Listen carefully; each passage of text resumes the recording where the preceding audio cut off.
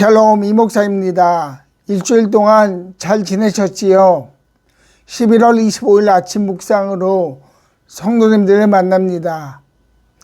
1년의 마지막을 향해 가고 있습니다. 시간이 지난다는 것은 예수님께서 약속하신 하나님의 나라가 가까이 왔다는 것을 의미합니다. 현재 우리의 삶이 많은 문제들로 둘러싸여 있다 할지라도 약속하신 하나님의 나라에 대한 소망을 가지고 살아가는 성도님들이 되시기를 축복합니다. 지난주에는 요엘서 1장 5절, 8절, 11절, 14절 말씀을 통해 울며 부르짖으십시오라는 말씀을 나누었습니다. 오늘은 2장 1절, 10절, 11절 말씀을 보겠습니다. 너희는 시온에서 뿔나팔을 불어라. 하나님의 거룩한 산에서 경보를 울려라. 유다 땅에 사는 백성아 모두 떨어라. 주님의 날이 오고 있다. 그 날이 다가오고 있다. 전진할 때에는 땅이 진동하고 온 하늘이 흔들린다. 해와 달이 어두워지고 별들이 빛을 잃는다. 주님께서 큰 음성으로 당신의 군대를 지휘하신다. 병력은 헤아릴 수 없이 많고 명령을 따르는 군대는 막강하다. 주님의 날은 놀라운 날, 가장 무서운 날이다. 누가 감히 그날을 견뎌낼까? 아멘. 2장 1절부터 11절까지의 말씀을 요약하면 하나님의 날입니다. 본문을 통해 본 하나님의 날은 기쁨과 즐거움이 뒤섞여 춤을 추는 하나님의 백성의 모습과는 정반대의 모습으로 그려집니다. 외부로부터의 공격이 있습니다. 도무지 감당할 수 없는 힘을 가진 세력의 공격입니다. 그들은 이스라엘 백성을 향해 다가옵니다. 공격하고 함락하기 위함입니다. 이러한 일의 원인은 바로 이스라엘 백성의 죄에 기인합니다. 아모스 선지자는 이 이스라엘 백성의 민족의 죄와 하나님의 심판에 대해 다음과 같이 말합니다. 나는 이 땅의 모든 족속들 가운데서 오직 너희만을 선택하였으나 너희가 이 모든 악을 저질렀으니 내가 너희를 처벌하겠다.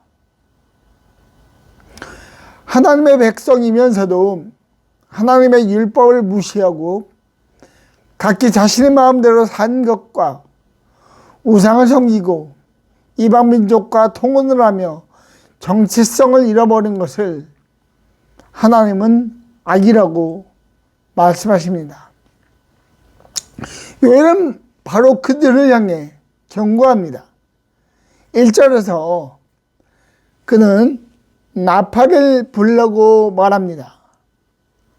구약 성경에서 나팔을 분다는 표현을 여러 곳에서 찾아볼 수 있는데 전쟁이거나 절기를 알리기 위해서 새로운 왕이 세워질 때 이것을 기념하기 위해서 나팔을 불었습니다.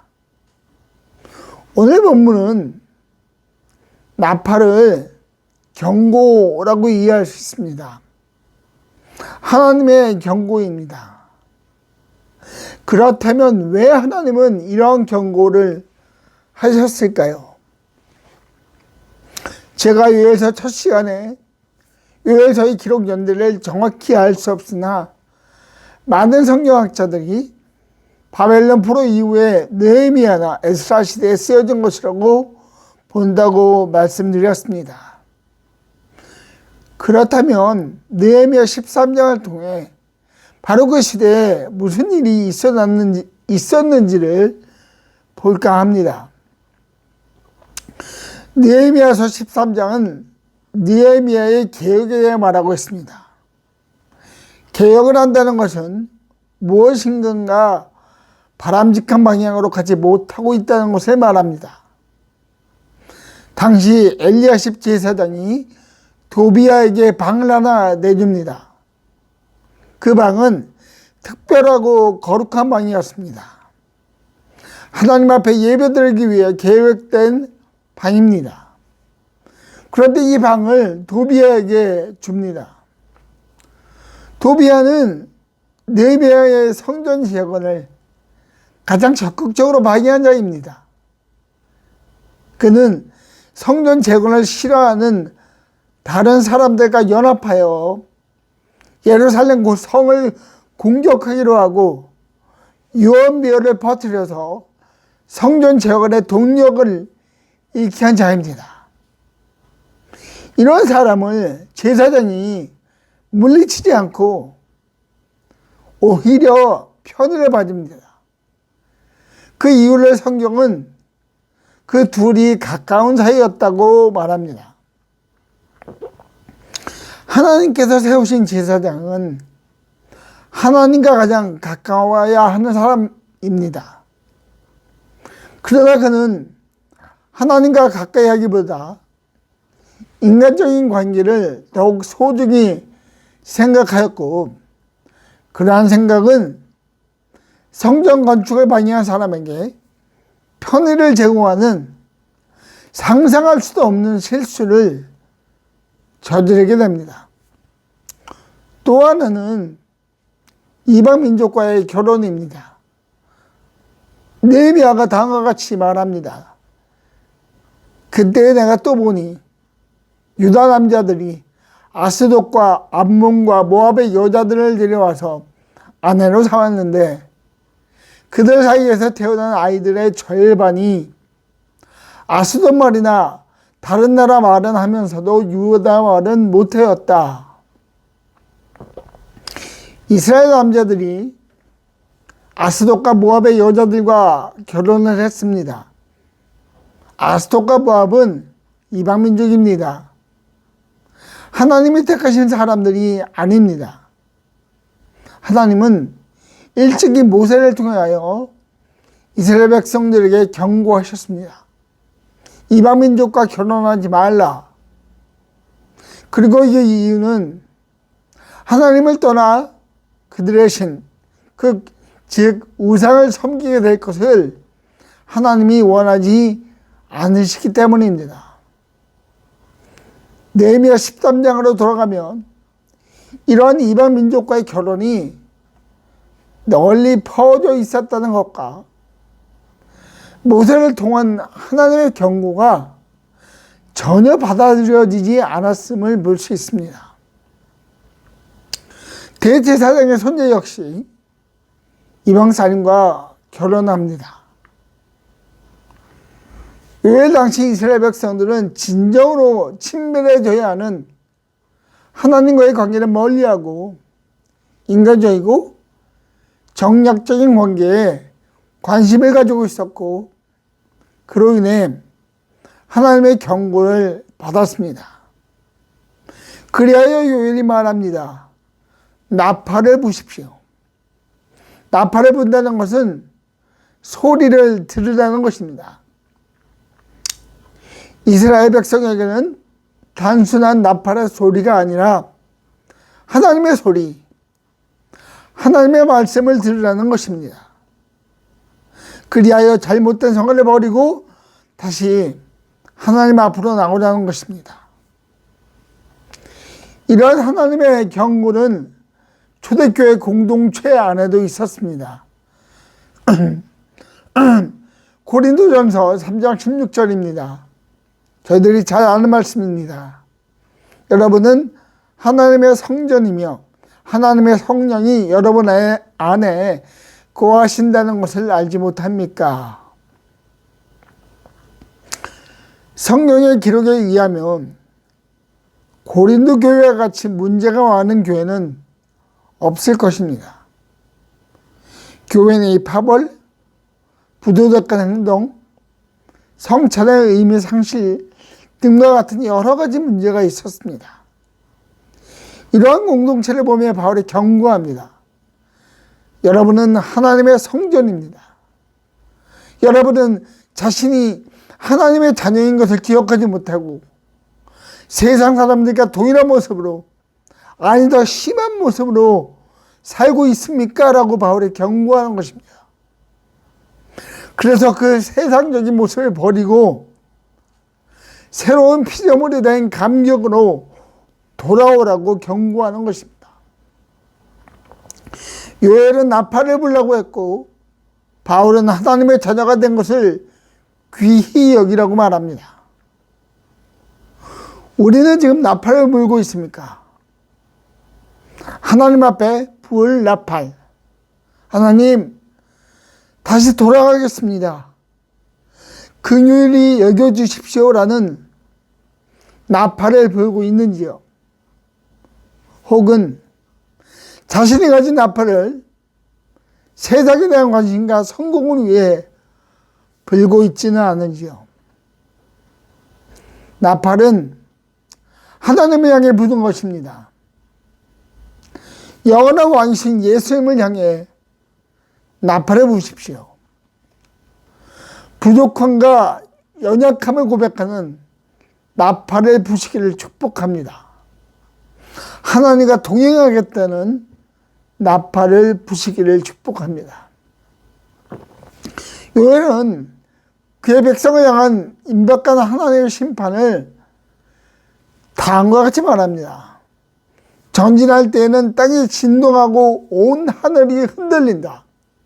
해와 달이 어두워지고 별들이 빛을 잃는다. 아멘. 전진한다는 것은 이스라엘 백성을 향한 공격을 말합니다. 그들은 매우 강합니다. 그들은 어떤 군대와도 싸워 이길 수 있는 막강한 힘을 가지고 있습니다. 바로 그들이 전진합니다. 공격합니다.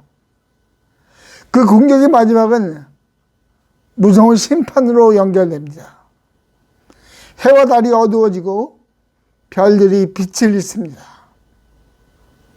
요엘이 이렇게 강하게 이야기한 것은 이러한 하나님의 심판이 가까이 왔으니 정신을 차리고 분별하라는 것입니다. 많은 사람들은 이러한 하나님의 심판에 대해 무관심합니다. 그래서 이들에게 하나님의 심판을 말하면 이상한 사람 취급을 받습니다. 롯이 소돔 성에 임박한 하나님의 심판을 이야기했을 때 그의 사회들은 진지하게 받아들이기보다는 롯의 이야기를 농담처럼 여겼다라고 성경은 기록합니다. 무관심하다는 것입니다. 그러한 일은 일어나지 않을 것이라고 생각하는 것입니다. 그러나 그러한 일은 반드시 일어납니다. 소돔을 심판하신 하나님은 마지막 때 반드시 세상을 심판하실 것입니다. 놀라운 사실은 오늘 본문 말씀의 요엘 선지자의 경고를 예수님께서도 하셨다는 것입니다. 마태복음 24장 29절입니다. 그 환난의 날들이 지난 후에 곧 해는 어두워지고 달은 그 빛을 잃고 별들은 하늘에서 떨어지고 하늘의 세력들은 흔들릴 것이다. 아멘. 이 말씀은 구약 성경 이사야서 13장 10절에 기록된 것을 예수님께서 인용하신 것입니다. 본문의 내용은 하나님께서 바벨론을 심판하신다는 것입니다. 성경에 언급된 바벨론은 한 나라의 의미도 있지만 하나님의 나라와 반대되는 상징으로서도 이해할 수 있습니다. 하나님께서 그 바벨론을 심판하신다는 것입니다. 그 심판의 나라에는 세상적인 모든 것이 힘을 잃게 됩니다. 사람들은 공포와 두려움에 휩싸일 것입니다. 한 번도 일어나지 않았고 다시 일어날 수 없는 일이기 때문입니다. 이 심판을 위해 예수님께서 다시 오십니다. 예수님이 하늘로 올라가셨을 때 천사가 다음과 같이 증언합니다. 갈릴리 사람들아, 어찌하여 하늘을 쳐다보면서 서 있느냐? 너희를 떠나서 하늘로 올라가신 이 예수는 하늘로 올라가시는 것을 너희가 본 그대로 오실 것이다. 아멘. 부활하셔서 죽음의 능력을 이기신 예수님은 다시 오십니다. 여전히 세상에 남아 힘을 발휘하는 어두움을 완전히 파멸하기 위해서입니다. 비록 그 시간은 언제인지 저희들은 모르지만 저희들은 항상 예수님의 말씀을 기억해야 합니다. 예수님께서 말씀하십니다. 깨어 있어라. 이 말씀은 예수님께서 마지막 때에 관한 예언을 하시면서 하신 말씀입니다. 깨어 있으라라는 말은 준비하고 있으라는 것입니다. 다시 오실 예수님을 준비하라는 것입니다. 세상을 완전히 심판할 그날이 온다는 것을 알고 준비하라는 것입니다. 세상은 이렇게 그 심판은 날에 떨지만 하나님의 자녀들에게는 주님을 만나 영원히 거할 시간이기에 큰 기쁨을 가지고 준비하라는 것입니다. 우리는 어떤 준비를 하고 있습니까? 하루하루의 삶이 쉽지 않기에 우리 스스로를 위한 준비에 집중되어 있지는 않은지요. 그러나 하나님은 요구하십니다. 예수님의 다시 오심을 준비하라는 것입니다. 그러므로 우리의 마음과 관심이 우리를 벗어나 하나님에게 향하기를 소망하며 미랄교회 모든 성도님들에게 이러한 축복이 넘치기를 기도합니다. 기도하겠습니다. 아버지 하나님 감사합니다. 오늘 말씀을 통해 나팔을 부는 자가 되어야 하고 예수님의 재림을 준비하는 자가 하나님의 자녀라는 것을 알게 해주셔서 감사합니다. 주님, 저희의 마음이 세상적인 것으로부터 멀어지게 하시고 온전히 하나님 나라를 향할 수 있도록 성령께서 저희를 지켜 보호하여 주십시오. 예수님의 이름으로 기도합니다. 아멘.